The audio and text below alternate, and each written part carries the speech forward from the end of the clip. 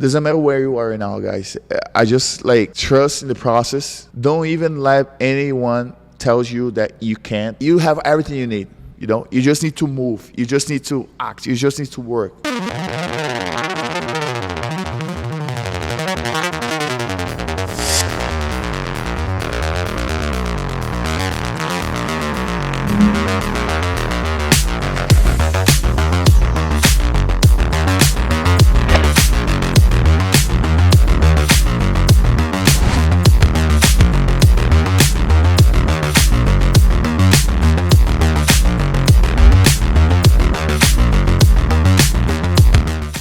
So Roosevelt, thank you very much for being on the show. It's an honor to have you here, and I mean, beautiful gym. So I want to congratulate you on opening up this beautiful gym.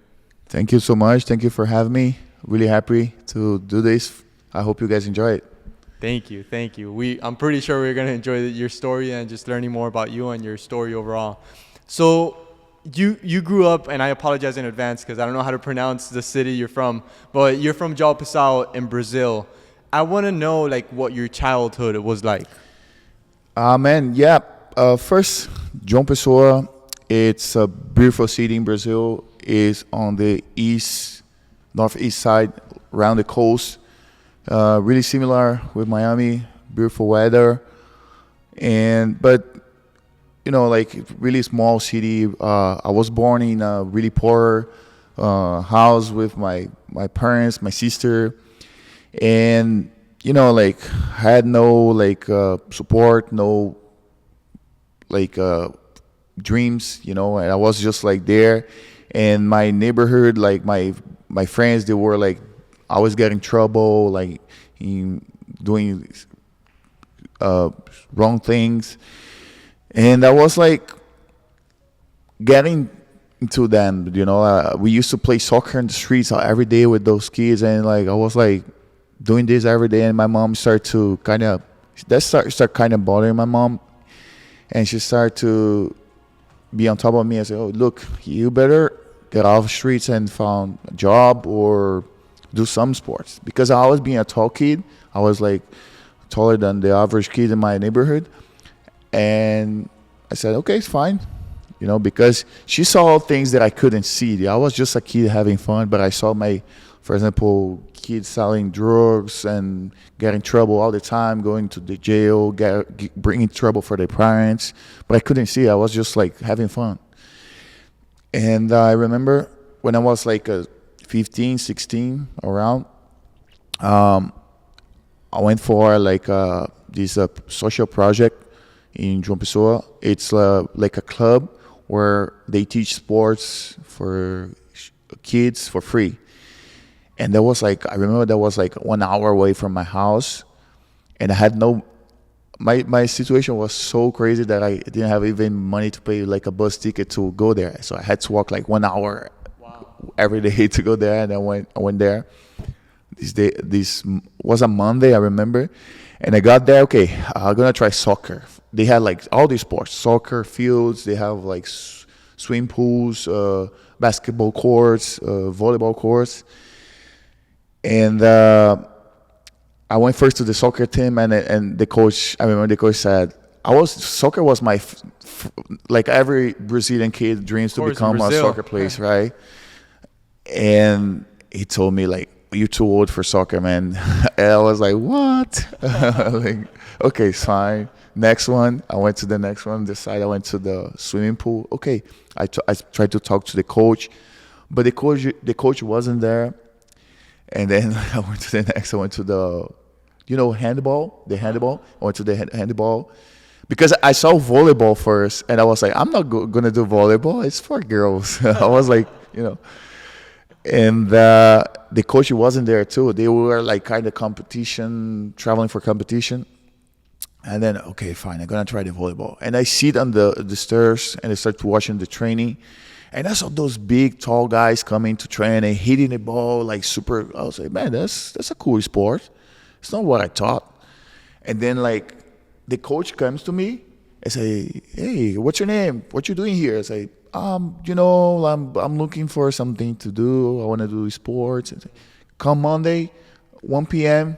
volleyball train beginners class. I was like, what? I said, yes, come. And I felt good, because he treated me super well, make me feel welcome.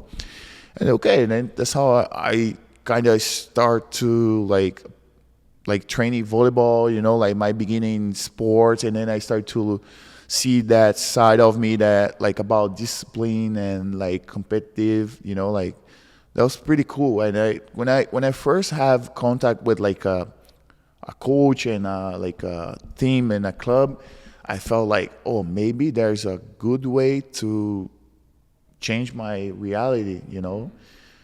I feel like that's something in my blood because nobody never taught me that. So I have this thing of like I always wanted to be successful in in sports and business and something because I come from such a poor background. I mean poor. I mean financially, and that I wanted so bad to to give something for my family that I put all in. I always went all in for the sports. You know what I mean? And then like I'm gonna keep talking, right? If you don't interrupt me, yeah. And then I start training for like 3 times a week. We had few competition. I start learning about the technique, about discipline. I had no idea about like training because Brazil is different. It's not like here that you go to school and you can like choose to study through sport and everything. No, there's like you try. You try. If it works, fine. If not, go do something else. And I never been like the best in the room. Like I never been like this like good talent kid. I was super like I had a lot of hustle and work ethic, and I keep pushing myself. But like after like 1 or 2 years, we had this national team coach from juniors visiting my town to do like a coaching, like a trainament, like to kind of teach the method of like national team for the coach in my city. And I remember somebody told me that he was kind of looking to the kids and see if there is any potential, that he could like kind of recruit for national thing eventually. And I got super excited and I went there. They had like a kind of session to kind of teach the coach what to do in a practice. And every time he asked for somebody to come in and show the technique, and I was raising my hand. I was like, "Oh, I'm here," and they did everything super well to try to see if I could get an opportunity. And then there was like 2 days of training like that, and at the end I came to him and said, "Coach, do you think I deserve an opportunity to train?" I said, "Yeah, you're good, but you're not tall enough." And I was, what? I thought I was tall. Like, and you're pretty tall. Yeah. And he asked me, okay, how old are you? I was like 16, 17. And like, you're supposed to be already 6'4", 6'5". What? That's wild. That's wild. Yeah. And I didn't know that. And that was like, when somebody throws you a bucket of cold water in your head and your drains, and you feel like, okay, man, I put out so much work on that. And I'm not going to be able to become like a professional. That's what I thought. If I can make to the national team, because in Brazil, if you make to the national team, you made it, So just like to kind of like backtrack a little bit. So your mom was seeing you grow up and maybe you didn't have like the best friends. You were kind of like in the streets, like not doing the best things possible for your future. And your mom, like kind of looking from the sidelines, she was like, you need to get your act together. Like, let's get you like into sports or something.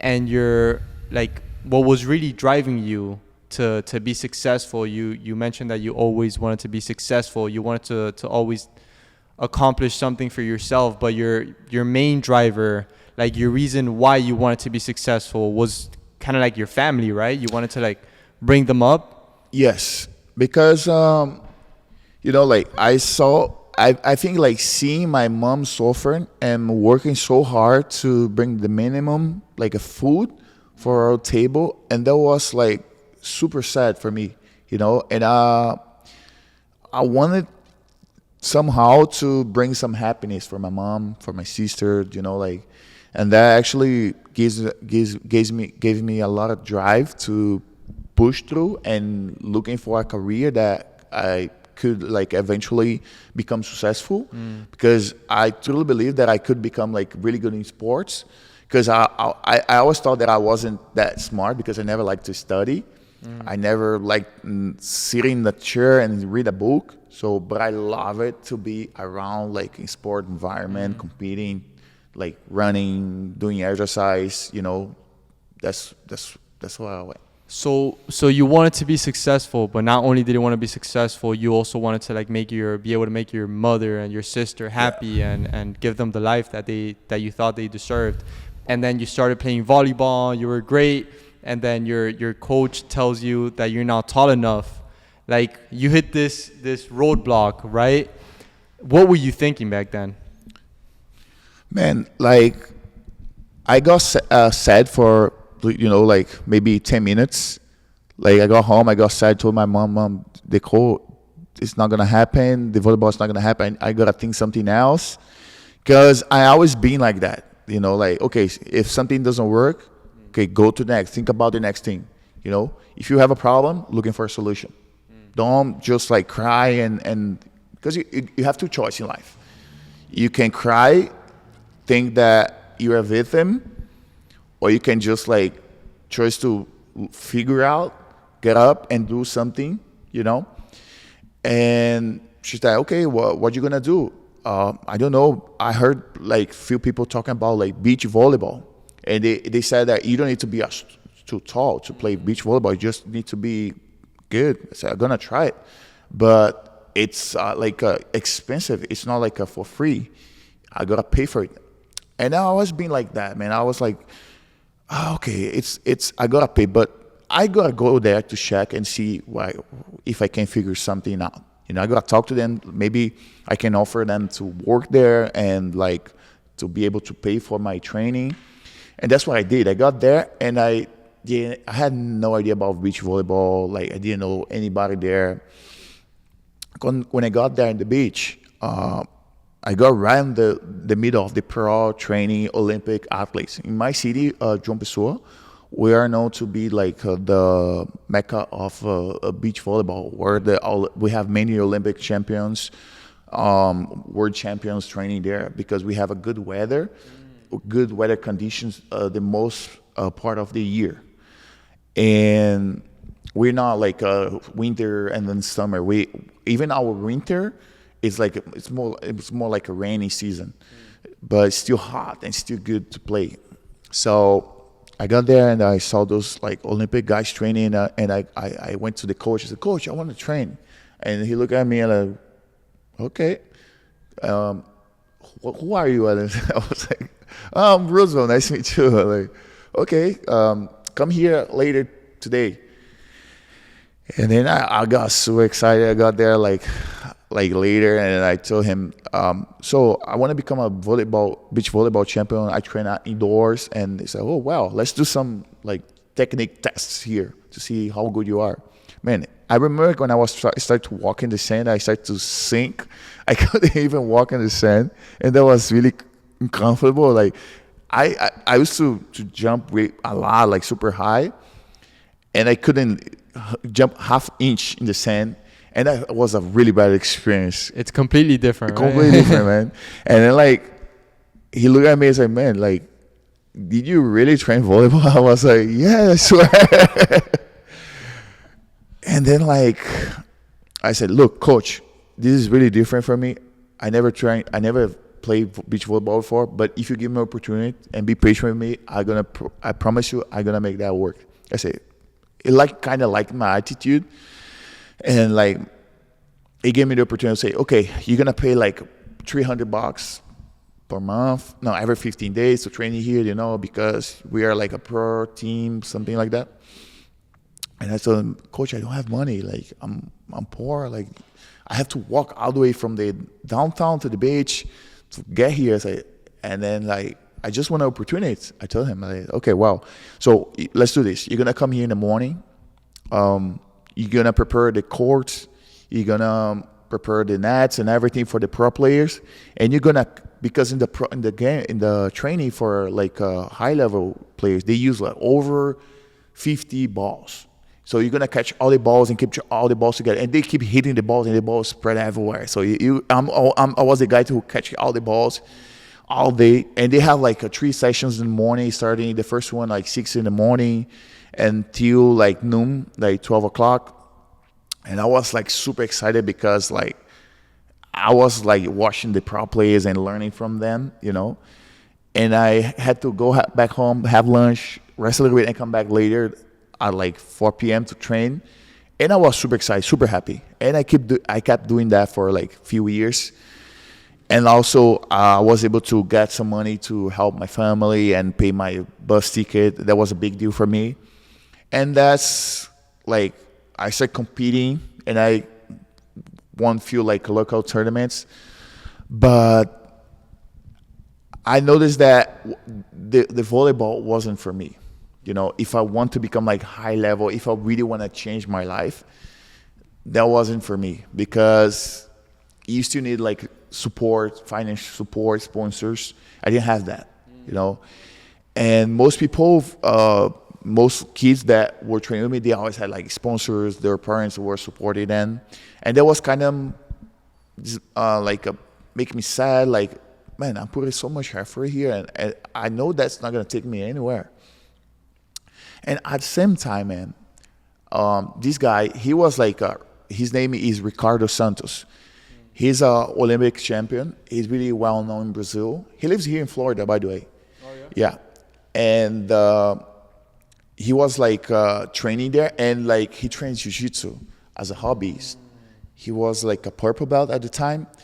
And we kind of become friends, you know, like, and every end of training, he started playing with me, like a takedown stuff. And one day I did something with him. I don't remember if I took him down or if I took his back. I don't remember. But he was like, wait. You're good on fighting. You got trained jiu-jitsu. And I was, jiu-jitsu? What is that? Like, I'm a volleyball player. I said, no, man, you got trained. You have a potential. I felt that. I trained jiu-jitsu. I know what I'm talking about. I said, crazy, man, forget it. I said, man, look, I'm opening a gym here in João Pessoa, and I'm going to bring a coach, a jiu-jitsu coach. We're going to have jiu-jitsu class, and I want you to go there. And I said, what? I said, yes, it's going to be even good for your volleyball, because you're going to go there and you're going to forget about volleyball for a second, and it's going to make you more focused and all those things, you know. And I was like, okay, fine. It's crazy because like listening to your story so far, it's like initially you just wanted to kind of find a way to make your mother and your sister happy, and you started, I mean, you saw sports as a channel to get there, but you realized that volleyball wasn't going to make it for you. And so you were in the right spot at the right time, like everything was perfect, where you were playing with Ricardo, like play fighting.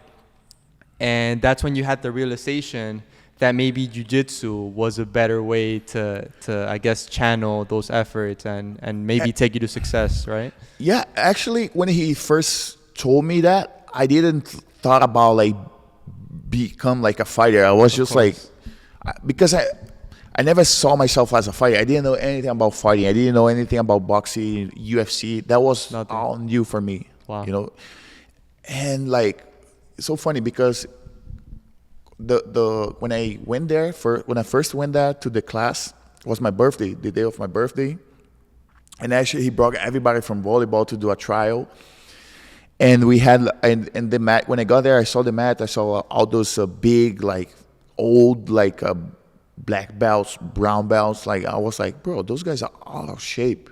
Zero chance I'm taking them on. No, I actually the opposite, because I was in super shape. I thought, man, this guy's not gonna beat me. They're not gonna do anything with me. That's interesting. They're old. Man, that was the worst experience of my life. I remember like they pinned my back on the floor. I only moved my eyes, and I felt so bad. I was like, oh my God, this is crazy. Jiu-jitsu is insane. I need to learn that. I got obsessed with jiu-jitsu since that day. Because of course you hear it coming, this 6 foot tall guy, like thinking you can take everyone on in them there. And I was 21 at the time. That was my first train ever, and I was like, I got home. I keep thinking about it. Oh man, that's crazy. I never felt like that before. Like, I felt useless. I guess something that a lot of people can take from this, I guess everything you said, that it seems like your whole life you've never thought like, I can't do blank, but you've always thought like, how can I do this? Like, how can I get there? How can I, like, you've always found a way. It's like, because when you say I can't, it's like your mind like stops working. But if you think in how can I, it's like you look for solutions, as you mentioned in the beginning of the podcast. Yeah, man. Like, I just felt like uncomfortable be where I was, like be coming back to my mom's house and sleeping on the floor.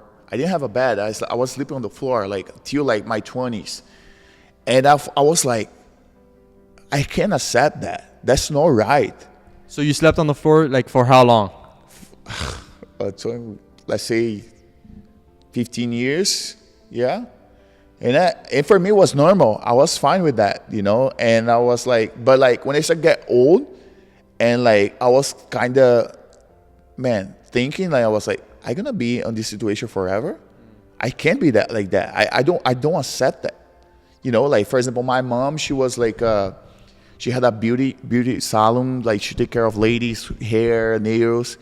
And she was working so hard, and she was making only enough money to pay the food, and sometimes she didn't barely have the money to pay the electricity, even to give me money to take a bus, you know. And I was like, she couldn't buy clothes for her, you know. Like we have to wear donations, you know. And I was like, man, that's not right. That's not right, you know. Like we are healthy, I'm strong, I'm capable, you know. So I felt something uncomfortable. I felt super uncomfortable, and I kind of used this feeling to kind of drive me to something that I could become successful with, you know. And like I really believe, man, that there is like a lot of things in life that can just like, especially nowadays, you know, like everybody's like giving excuse, or they feel like accept to feel like, oh, it's okay for you to feel that this way. You know, like you can feel sorry about yourself for a second. It's okay if you like, if you go to school and you're not become what you want to be. It's kind of, I don't think this is right. I think we have everything we need, you know. If we see around, if we see people become successful, and you see, look that guy, man. He got that job like so easy. Like he's so smart. He speaks so well. And I'm still working here like for like over 5 years, or many years, and I haven't got anything yet from this. And that's okay, you know, like, because I truly believe that some people, they dig just a little bit and they achieve something. And some people, they need to dig way deeper to achieve what they have. We all have that. We all have those abilities, those skills, whatever you can call it. But some people, they need to work more. Some people, they not as much, you know. And that's how I see life, you know. And that was my case, you know. I thought like, man, okay, I don't have support, I don't have sponsorship, I don't have money, but I'm healthy. I can work. I have work ethic, you know, discipline. And that's how, like, when I first had that jiu-jitsu class, I got home, I told my mom, today was the first time I trained jiu-jitsu, and I think I'm gonna do this. I'm gonna keep going. I'm gonna try to train. I'm gonna learn this. And I started to train it like twice a week, three times a week. And after like 3 months like that, I was still doing volleyball. Wake up like 4 a.m, going to the beach, working with the pro team, and then coming back later to. No, I finished with the pro team. I went back to the lunch break. I took my lunch break to train jiu-jitsu, and I got back to the beach to train volleyball. And after 3 months doing that, I heard those guys saying that they had a small tournament in my town. And I was like a white belt, 21 years old. I barely knew any technique. And I told them, I want to compete. And they look at me and say, you serious? I said, yes, I am. Okay, fine. So that was your plan to like start competing in jiu-jitsu? Yeah, I just, like, I have this thing of like, if I'm not go all in, I'm not going to even try, I was like, if I'm going to start jiu-jitsu, I want to be good on it. And I thought like be competitive, that means I would be good on jiu-jitsu. So I went for this competition and I won the competition. And it was the best feeling ever. Best feeling. I felt like, man, because in volleyball, you need your partner, you need your team to perform, right? You need, in jiu-jitsu is all you, it's only you. If you make a mistake, it's all your fault. If you win, it's all your credit. You know what I mean? And I like, it's just something different. I never felt that before. I felt so happy. I got home. I told my mom, I won this tournament. I want to do this. I want to quit volleyball. And she thought I was crazy. Because what you talking about? You've been like training for so many years, and now you want to change everything. You're 21 years old. Like, you're a man. Like, Mom, like, I never felt this happy before. I see the light on the end. I feel like I belong to this sport. It's oh, don't do this. You will become like violent. You're going to fight the streets. You're going to become those crazy fights. I said, no, man, it's completely the opposite. Jiu-Jitsu, it's about discipline, respect, and all this stuff. And I said, okay, fine. And I remember I called my coach. Like, next day, I told Coach, I want to quit volleyball. I want to do jiu-jitsu. His name is Yuri Alves. He's a red coach of South Arabia, so in national team right now in jiu-jitsu. They are in East Midwest. They are really big with jiu-jitsu. Jiu-jitsu is like a national sport over there. And I told him, look, I want to do jiu-jitsu full time. And I said, fine. And I really, today looking back, I thought, man, he was as crazy as me. Like, because I was like 21 years old, white belt, starting in a small town, no role model, no big like organizations, no big teams. We only saw like YouTube videos, see all those world champions here in California becoming successful. And I was like, okay, you want to become like that guy? You're going to follow my protocol. And I said, yes, coach, I'm going to do it. But look, I don't have money to pay the membership. I said, don't worry. If you do everything I'm going to tell you to do, I'm going to teach you for free. And that was like the beginning of everything, like, but obviously, like, that was the result of like 10 years of hard working, because people see me now as a black belt, but they have, and like 6 years from now, but they don't know before. When I was like 15, like having to working a lot in volleyball, walking to the train, like sometimes I had to go to practice without a meal. I had no food and I had to go train. And to think about that, like it's so easy to win nowadays. Like, to think about your story, like people could have easily been like in your situation, like, oh, I don't have a car. Like, how am I gonna get to the gym, or how am I gonna get there? Like, I didn't sleep all last night. I don't even have a bed. Like, it's so easy to win nowadays, and I feel like, well, nowadays people are so weak-minded, right? People don't have that like persistence, that will to win and do better for yourself, right? Like, you don't see that anymore, like the way you do. And I guess also surrounding yourself with the right mentors. I remember I watched the video, I think like 3 weeks ago, and it was like a guy asking another guy if there was like a shortcut to success, right? And the guy said, yeah. But it's weird because like a shortcut to success, and then the guy says the shortcut to success is finding a mentor, right? Like someone that's guiding you in the right steps, like telling you what to do, telling you what not to do. And it seems like Louis Alves, right? Who was your first coach? Like, he was really believing in you, right? The fact that he told you not to pay, like that's crazy. Like, that's what they do for a living, right? They're coaches. They charge people for a living and they train them. So like, putting yourself in the right room, like with the right group of people, like that's incredible. I agree with you, everything you say. And like, you said something like interesting about today is easy to win, right? But no, really, here in the United States, I realized if you want to win, right, you gotta be great.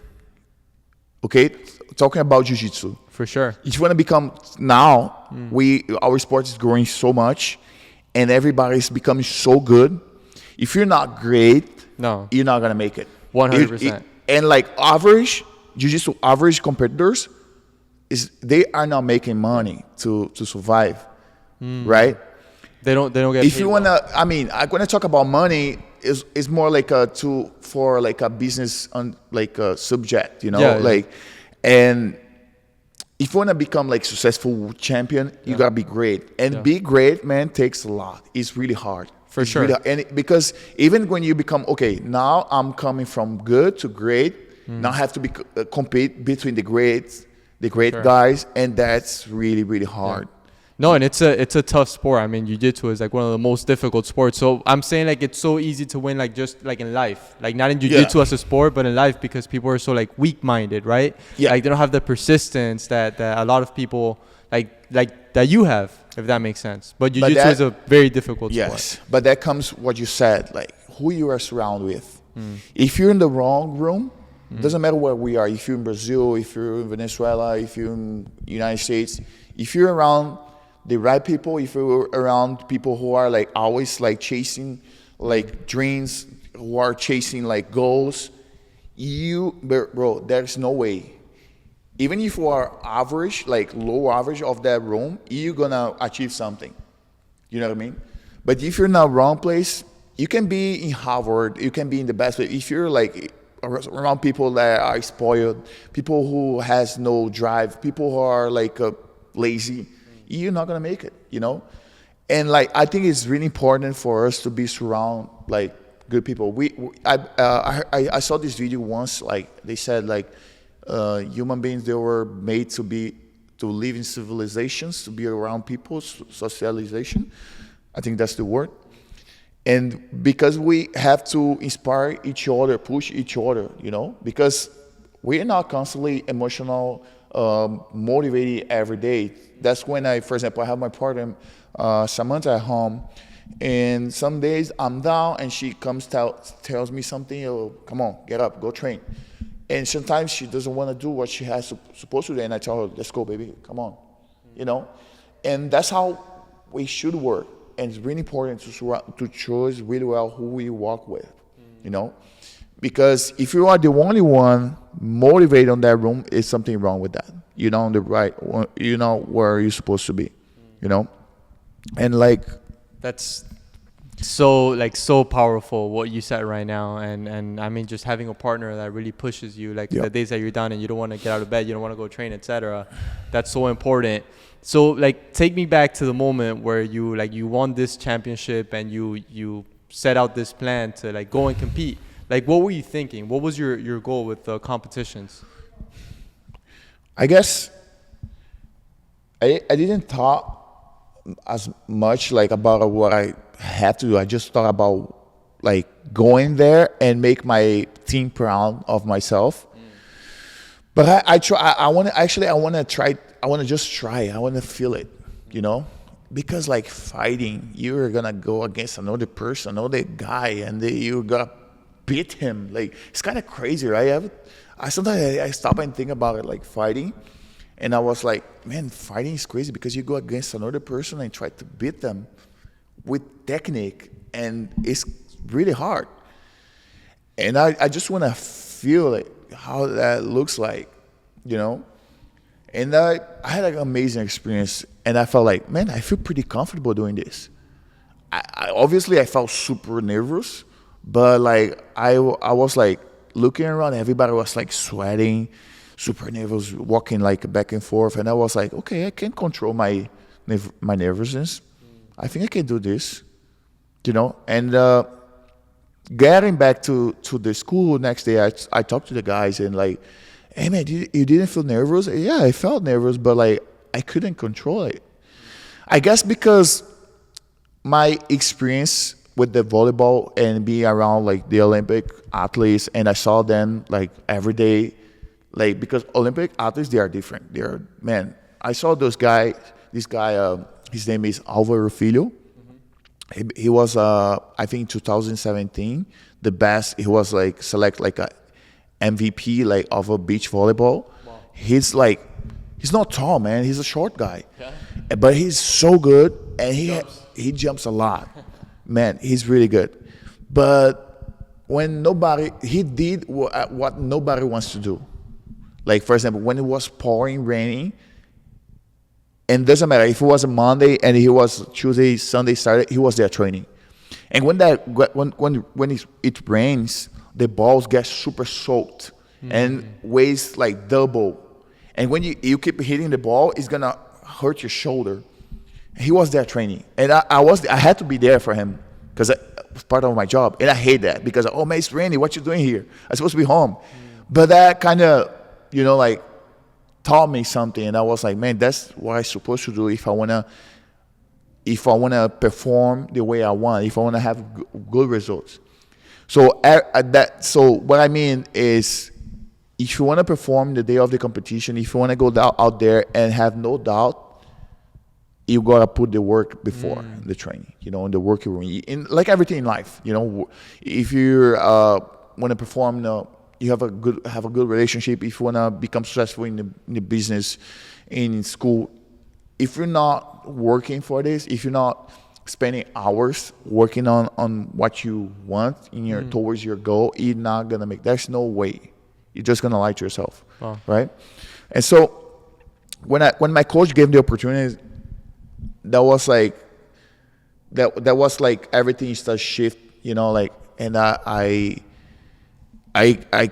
keep going to the gym. Like I started still going to the beach to work in the morning, and then like after that I went to spend the whole day till night to the school, jiu-jitsu school, and I was getting better super fast, learning super fast, and I started to train. I was like a white belt, and I was training with the black belts already.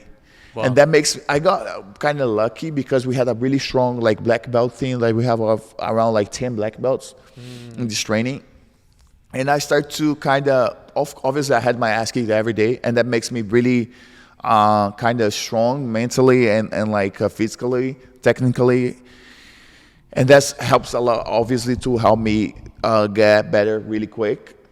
And those guys, everybody in the gym started to kind of see me how much I wanted to become successful. And we had this tournament coming up. We have this national championship coming, and it was in São Paulo. It's a big city in Brazil. It was way far from my city, and I had to fly there.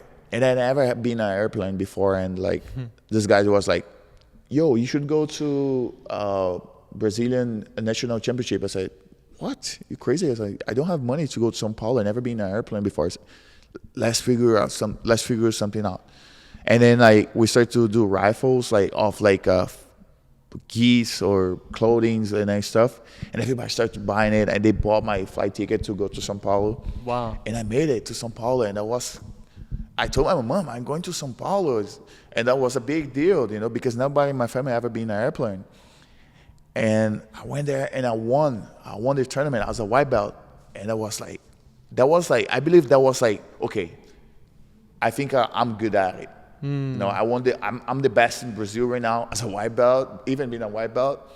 Because in Brazil, in Jiu-Jitsu, we have the graduation started as a white belt, really beginning, blue, purple, brown, and black belt. And some people, they take like many years to achieve the black belt if you never quit, right? Most people quit.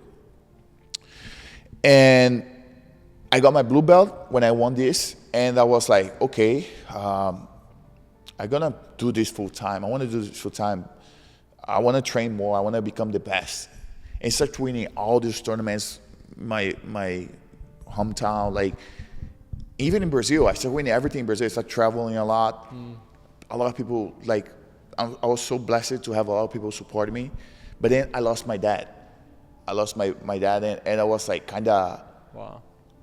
That really hurts me because I was like, oh my God, just now that everything started to coming along, and I was like, my dad was super young. Unfortunately he had a heart attack. It was something like happened like out of the blue, out of nowhere, and I was like, oh man, I have this thing of like.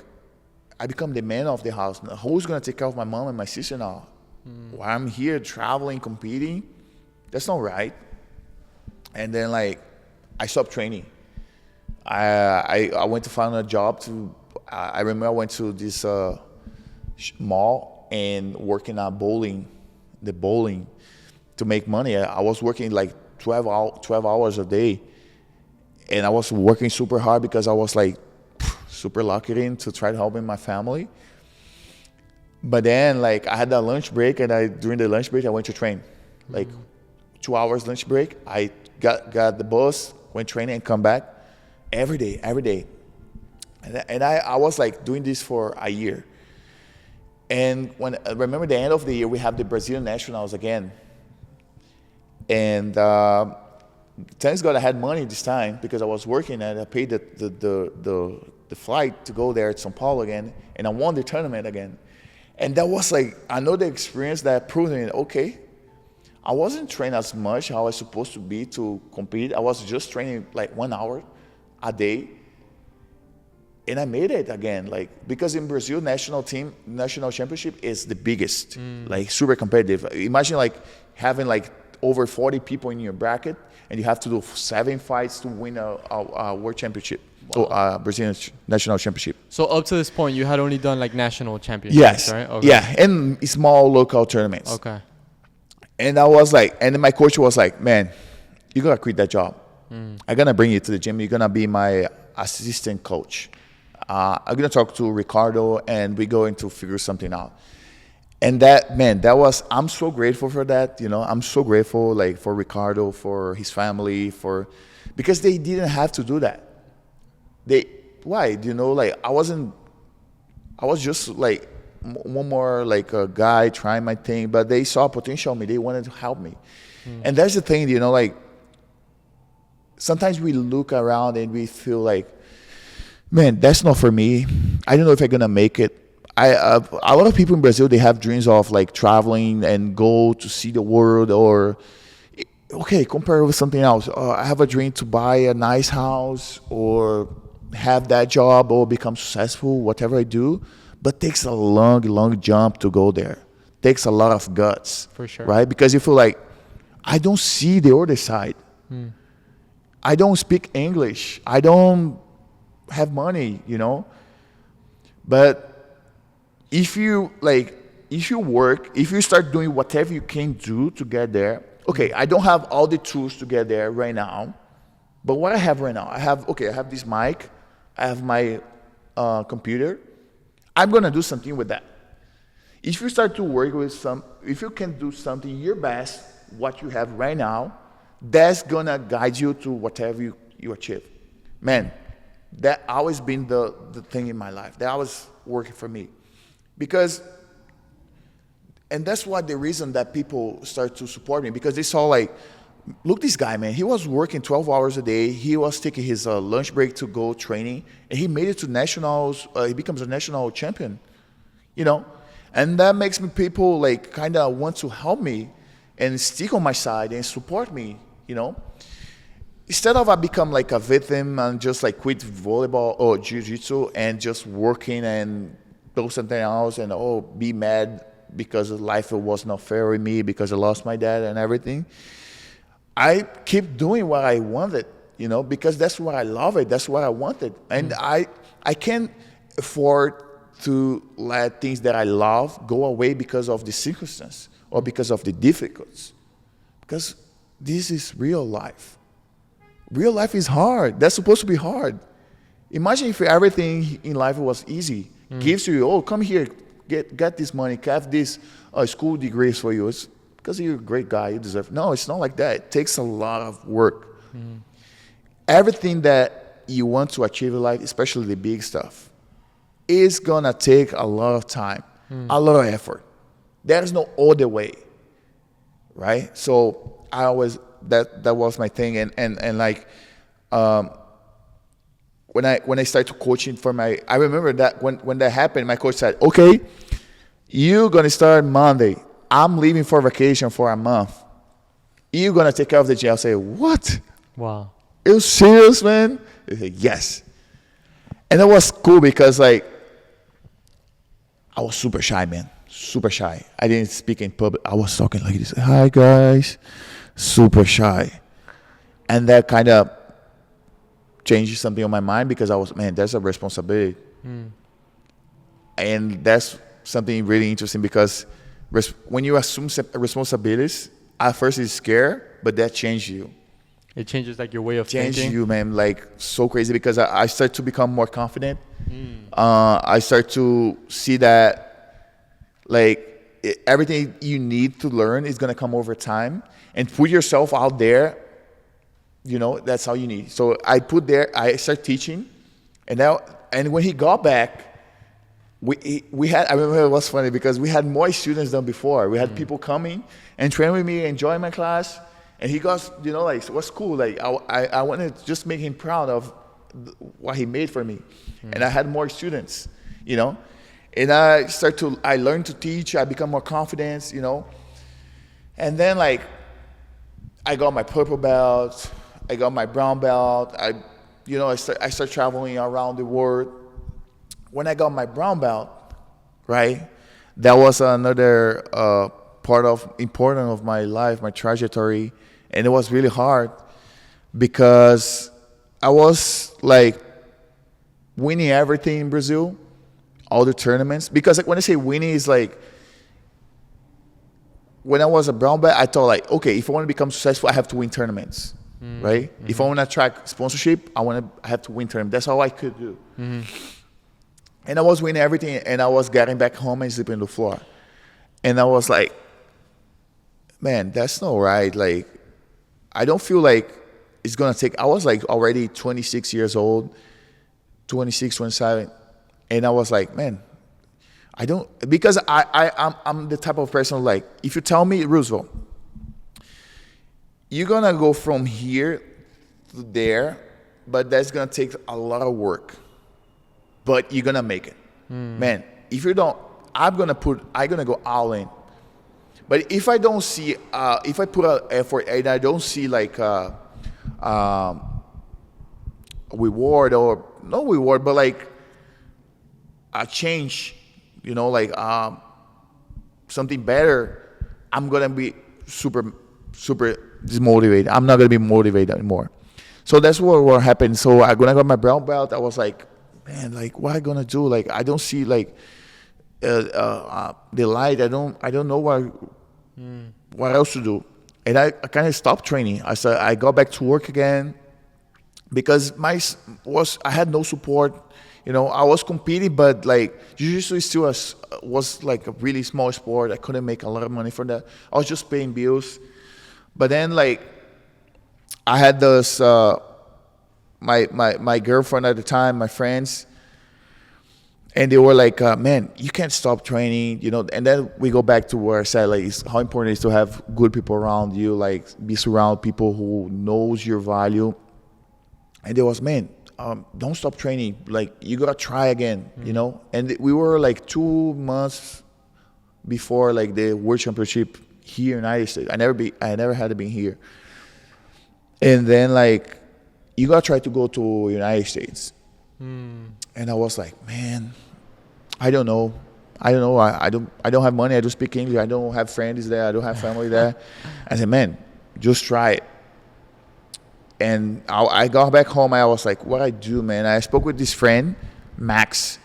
He was like a good friend of mine. He actually sponsored me with a uniform. He gives my geese. And he said, man, why don't you go to the streets and sell water bottles? And I was like, that's interesting. Because I had no options, you know. Like, I was like, I remember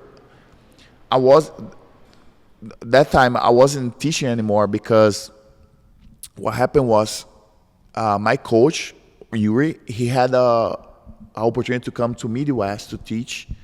And he, you know, like, was a good opportunity for him for his career, and then he went, and I was kind of like without coach, and then like the gym changed the ownership, and a lot of stuff happened, and I ended up losing my job, and I was working as a security guard. That's why I got so kind of sad, and you know, like, I didn't know what to do. And I remember I had like $50 in my pocket. That's how I had. And I got that money, and I went to a grocery store. I bought like a package of water bottles, and I put in the box, and I went to the street. And I remember my friend, she helped me bring all the water to the street, and she took a picture of me. She said, look, let me take a picture. I wasn't into like social media at the time. And she, let me take a picture of you. That's cool. You can motivate young kids to do that. Yeah, fine, whatever. And I posted on your Instagram. And I said, okay, I'm going to post. And I posted. And I threw my phone away. I went to sell the waters. And I keep telling people, look, I'm a fighter. I want to go to the United States. I want to fight the world championship. I'm selling this to be able to buy my flight ticket, and people started to buy like crazy. And I was like, man, that's crazy. People didn't want the water. They just gave me $100, $200. No, here you go, man. Just go for it, you know. And I go back to what I said about like you work what you have to achieve something bigger. Even if you don't see happen, you gotta work what you have, you know. Because I really believe like people call energy.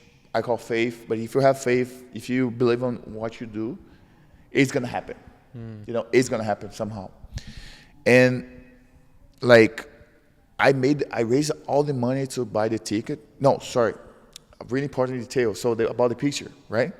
Later in the day, I remember I was in the church and I saw my phone getting a lot of notifications start to vibrate. I look at my phone. What is that? And a lot of people like comment on my picture, sharing my picture. And I'm, what is that? I check it, like people say, oh, what a shame.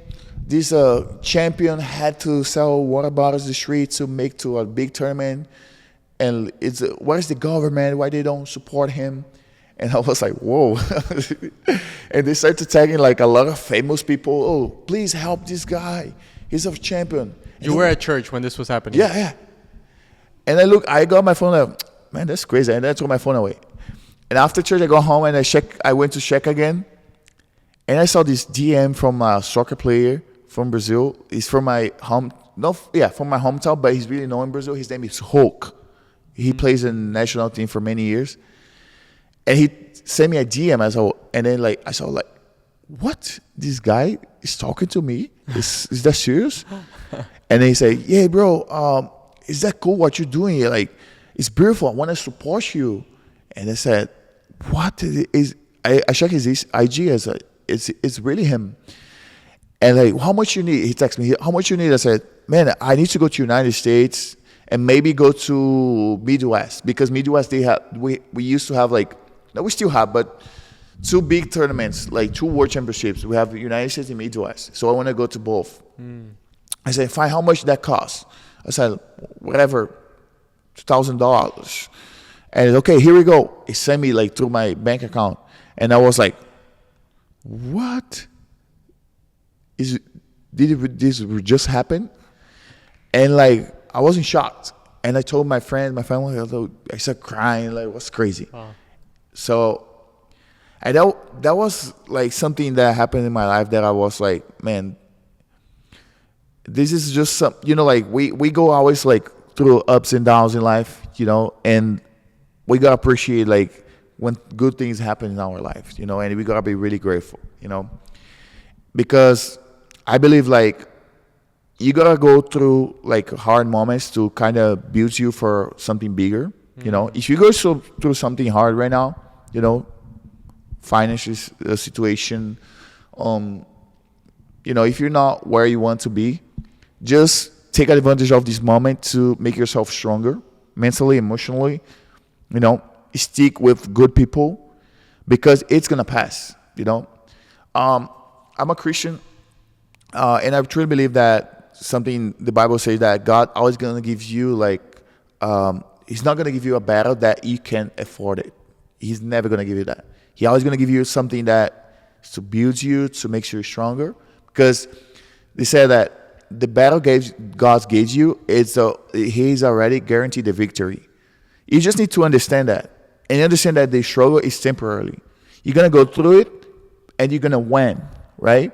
But while in the struggle, you're not gonna sit in your ass and you're gonna say, "Oh man, I'm sorry about myself. I'm a loser. I truly believe that every struggle you go through life is to build you, to make you stronger. It's like a preparation for your life, right?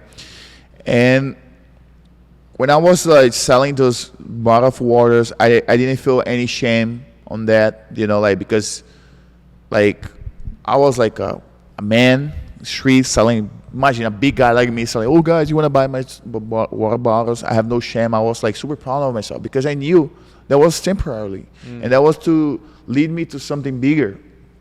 And I knew that I needed to go through that process to achieve what I want.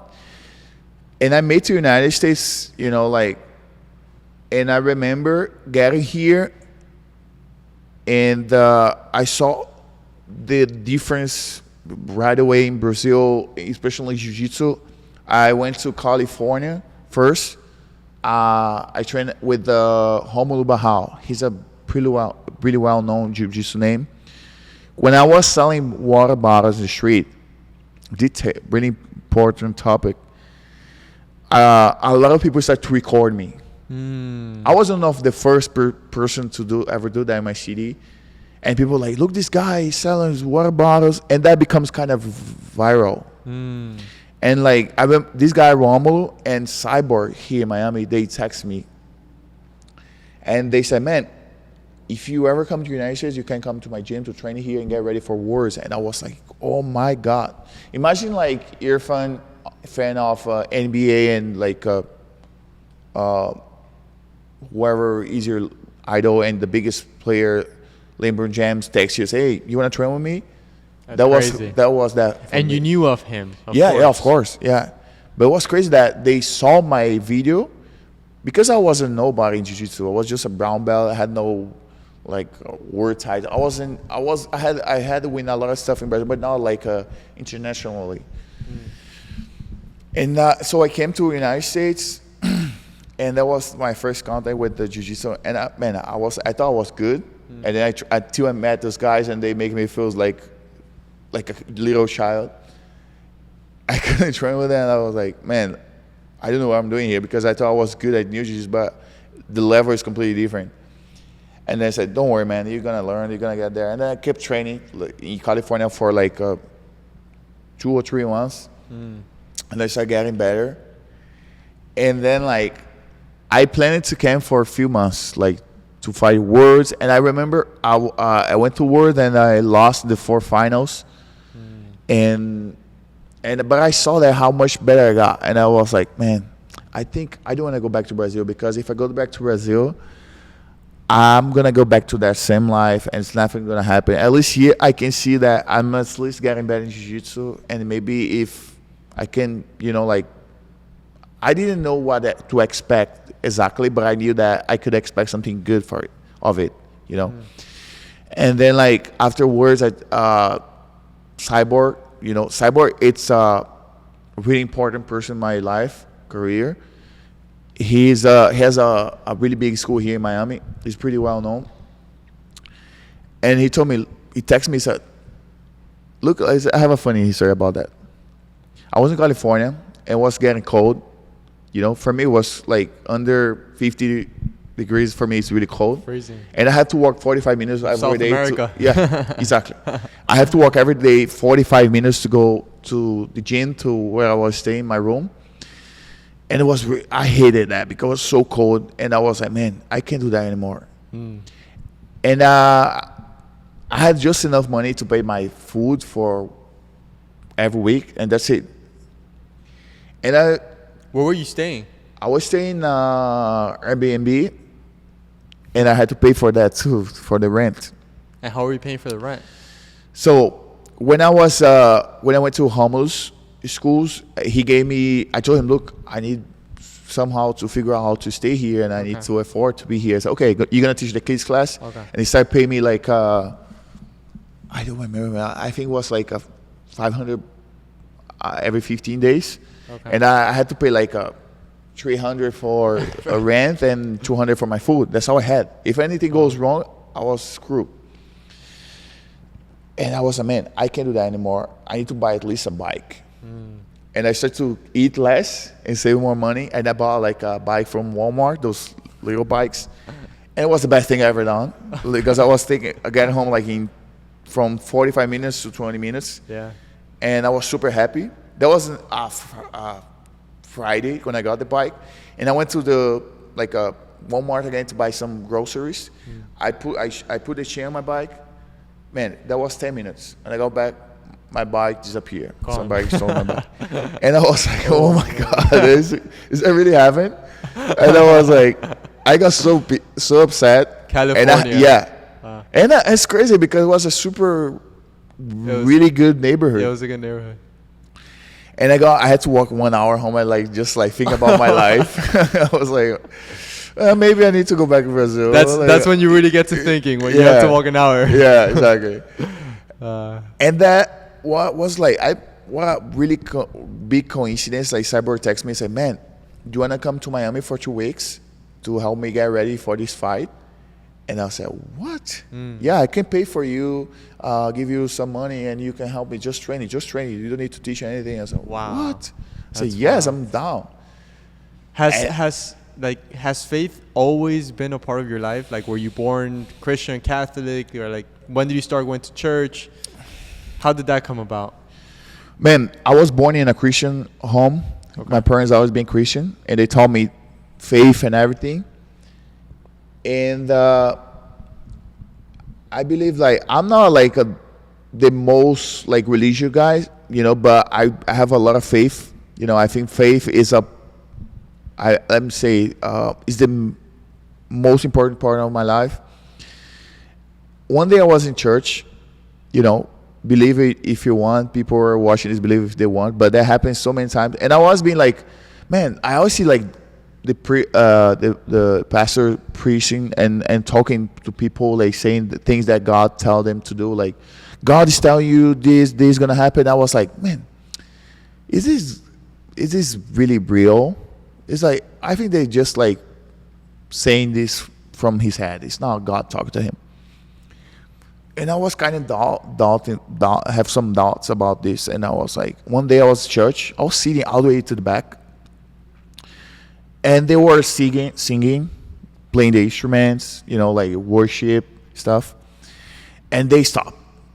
I don't know. I say, and the guy who had the guitar, his name I think was Carlos, and he told me Roosevelt. And man, he couldn't even see me. I was all the way to the back, and we barely knew each other. And they're like, Roosevelt, listen. God tells me to tell you that you're going to travel the world and you're going to achieve many medals. You're going to become well-known in Jiu-Jitsu. I was like, how do you he knows that? He's not even my friend. He doesn't know anything about my life.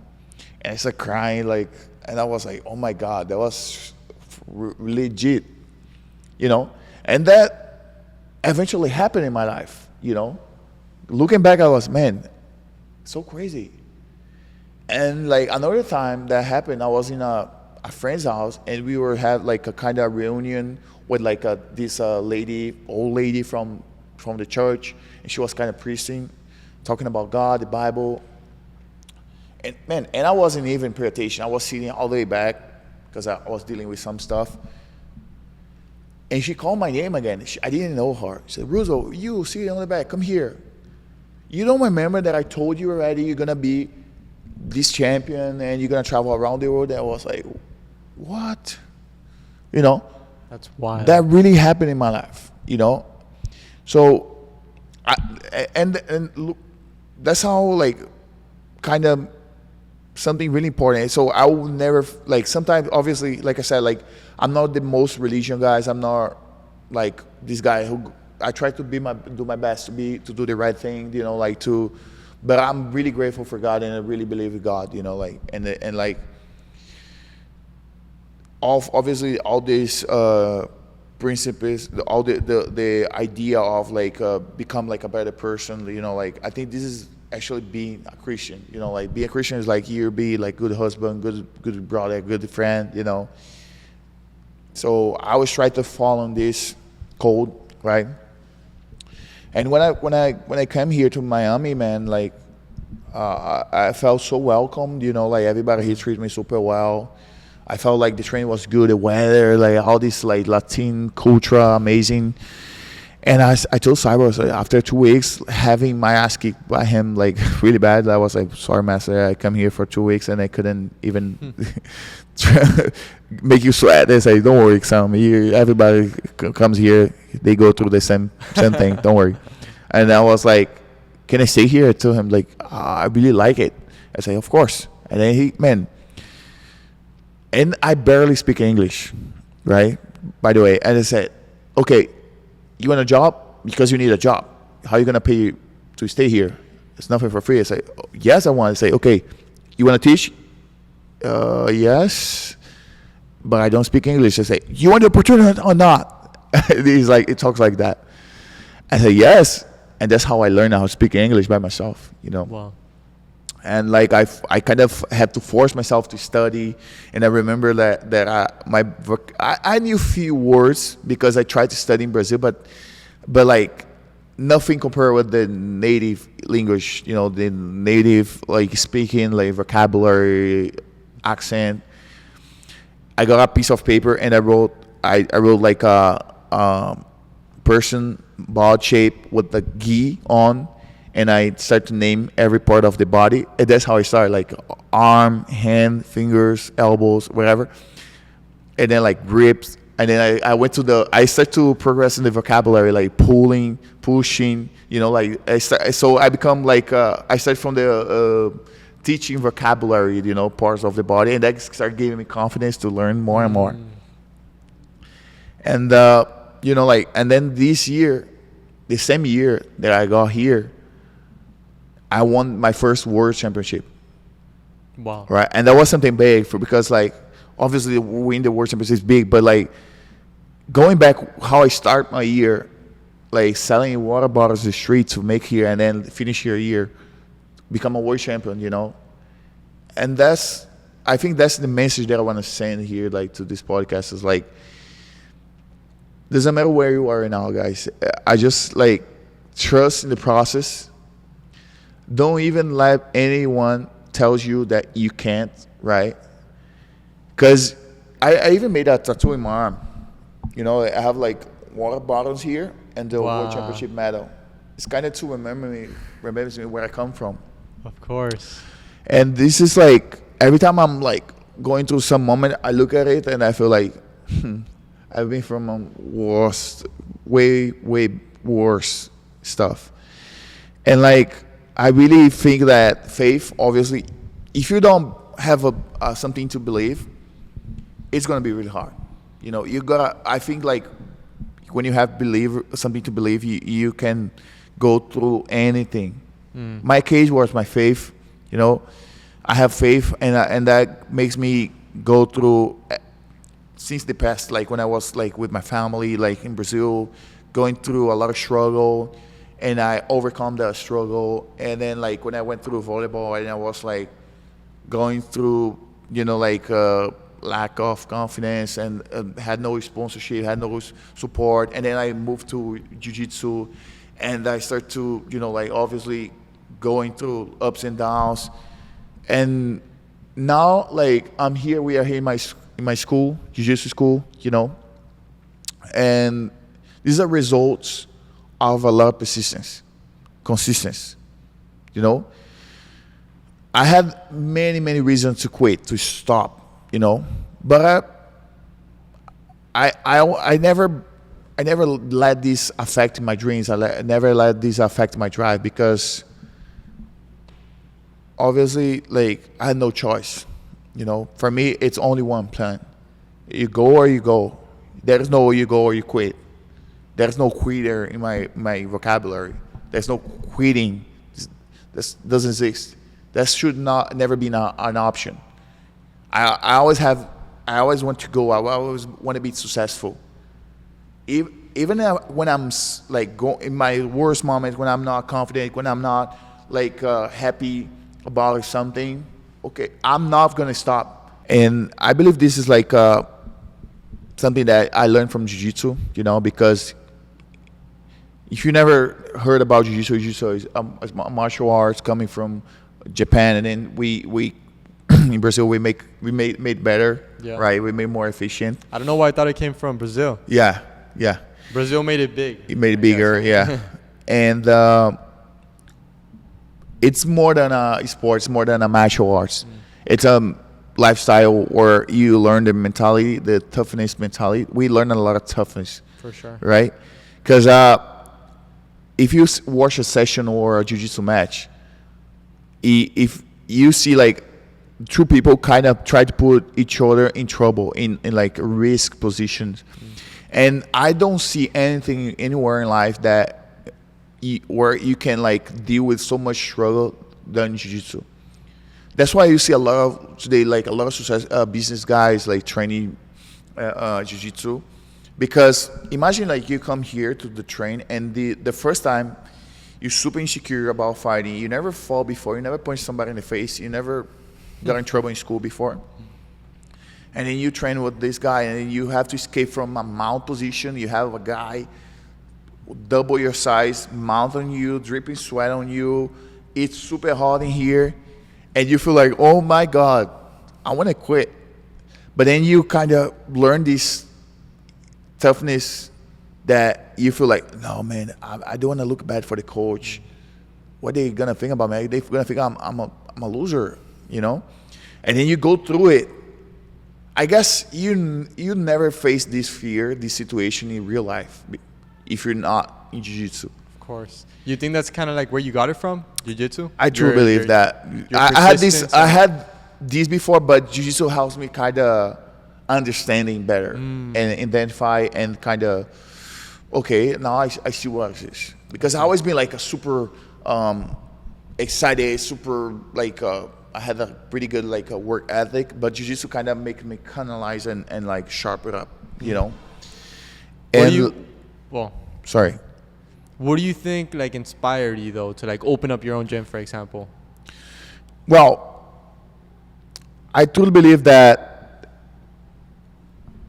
everything that I receive, you know, that I was gifted of from people, my coach, everybody that taught me jiu-jitsu, everybody who gave me opportunities to come here to change my life through the sports, you know, I had to somehow give back, you know, give back. And I truly believe that jiu-jitsu is way above like only just medals or martial arts. It's like it's like a solution for a lot of people's problem: anxiety,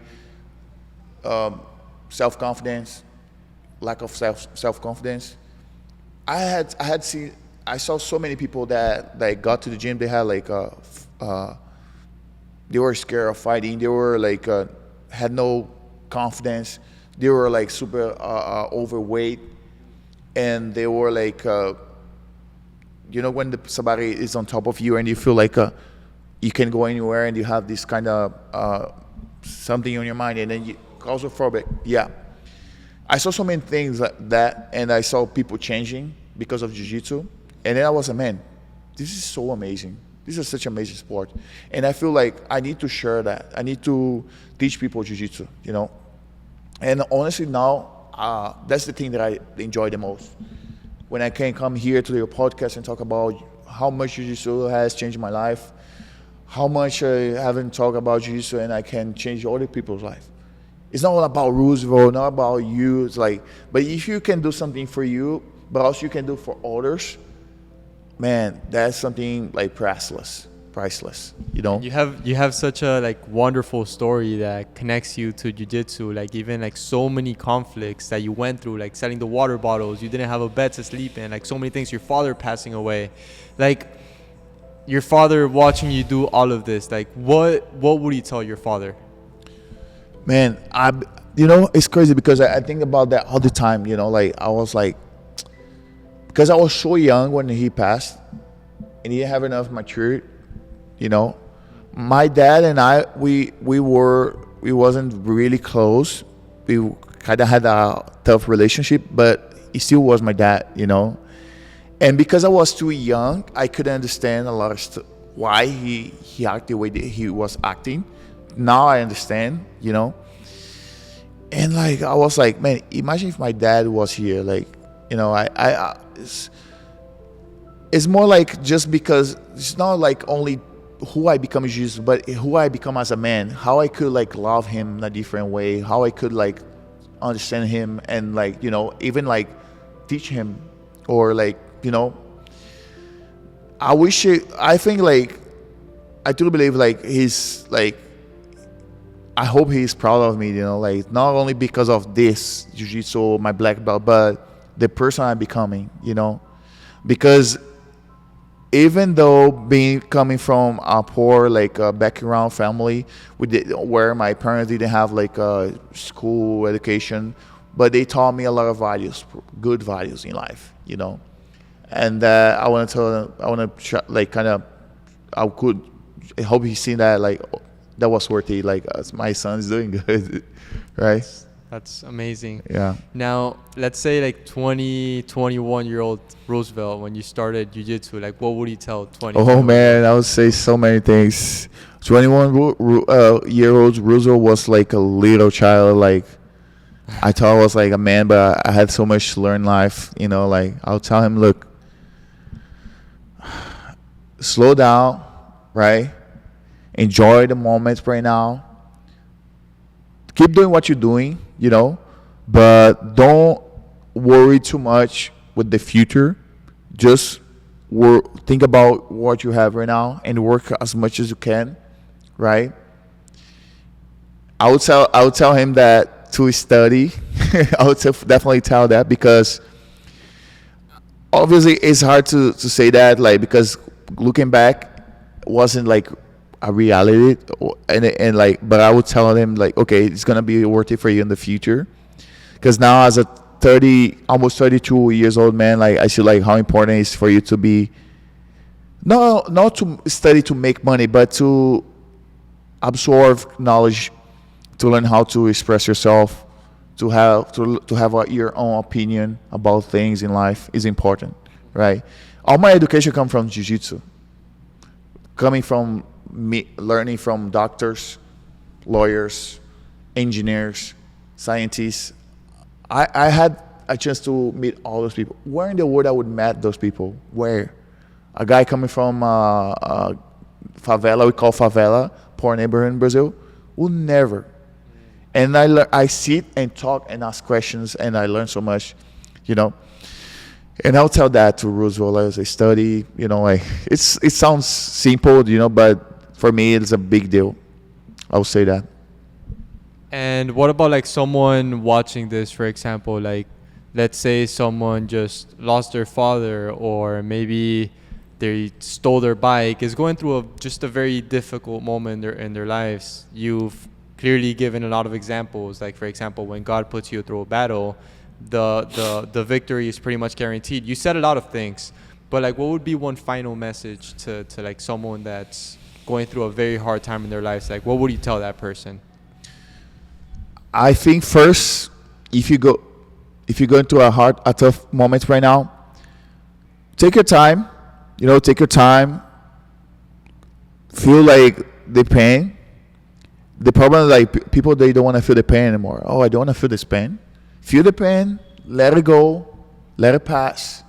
And then you get up again. Keep moving, right? And think about what you're gonna do next. Because you can't stop. You can't let that change your future, right? Because you have a beautiful life ahead, right? And you are the only one in control. It's not your family, it's not your friends. You are the only one in control of your future. Only you can choose to become what you want to be or not. Only you. It's all in your hands. So go for it. Right? I want to tell you that take your time, but then you stand up and move, right? And remember, I truly believe that especially here in the United States, right? You can become whatever you want. If you want to become a doctor, go for school, study, become a doctor. Oh, I'm old. No. Age, people always say that age is just a number. Yeah, it is. Age is like, I feel like I'm getting old. I'm getting better. For real. Stronger, more mature. Age, it's a benefit. It's not something bad. People say, oh my God, I'm gonna. No. If you we are everything we believe. If you believe that some people say that, I'm a horrible speaker. If I believe that my English was bad, and I would not be here today because I would be so embarrassed of speaking English. I know my accent is not the greatest, but I can communicate, Your English is really good.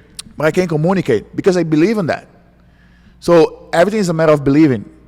If you believe that you can make money, if you believe that you can travel the world, you're going to make it. Because nothing's going to stop you.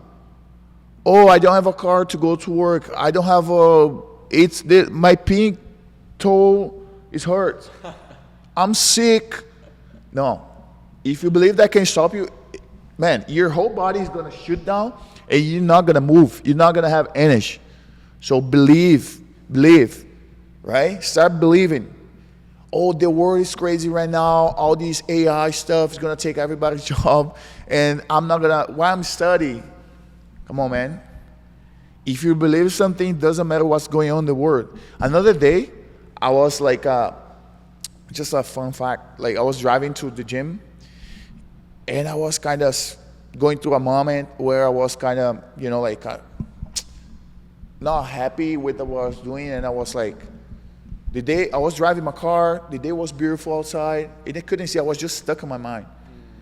And a few weeks later, I was doing the same thing, driving to my way, I was super happy. And kind of, I felt like it was like a message from God saying like, you see outside, you see that sky? Nothing changed. Because of the way you feel. Only you, it's all on you, it's all on your mind. The sky is going to be there, the sun is going to be there, everything's going to be happy. The world doesn't stop because the way you feel only controls you. Everything happens here. If you control here, if you believe in here, you become unstoppable. Truly. That's amazing, and I mean, you can see that throughout your career, your whole story. Like, not only have you become a jiu-jitsu champion coming from volleyball, like who would have thought, from volleyball to jiu-jitsu, right? Like, not only did you become a world champion, a great fighter, but it's also, like you said, the man you've become and the man that you will continue to become, because you're saying that the older you get, the better, the stronger, the smarter you get. What are your goals in the next 5, 10, 15 years? Where's Roosevelt going to be? That's an amazing question, The older I get, more value I give to the goals.